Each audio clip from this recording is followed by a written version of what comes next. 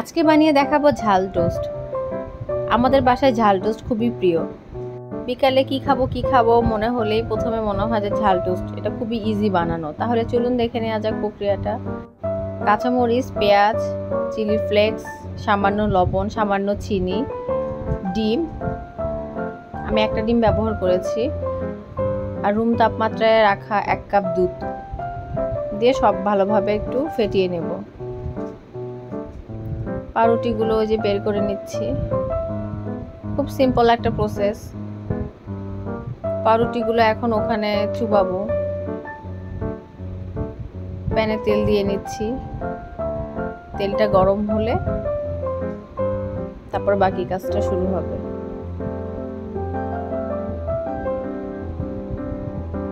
এই পাশ ওই পাশ ভালোভাবে ডুবিয়ে ভালোভাবে ভিজিয়ে নিয়ে তেলে দিয়ে দেব। তেলে এটা একটু লালচে করে ভেজে নিতে হবে। এক পাশ হয়ে গেলে এপাশ ওপাশ খুব ভালোভাবে ভেজে নেব। এক পাশ লাল হয়ে আসলে তারপর আরেক পাশটা উল্টে দেব। খুব সহজ, মজাদার, ইজিলি বানানো যায়। বাসায় গেস্ট আসলে সহজেই এটা ভেজে দেওয়া যাবে। অনেকের বাসায় টিচার আসে বাচ্চাদের পড়াতে, তখন এটা সহজে বানিয়ে দিতে পারবেন।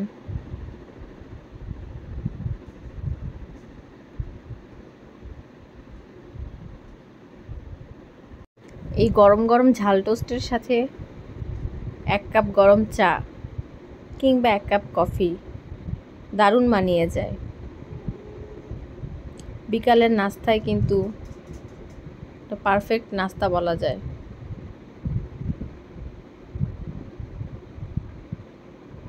এই যে আমার তৈরি হয়ে গেল ঝাল টোস্ট।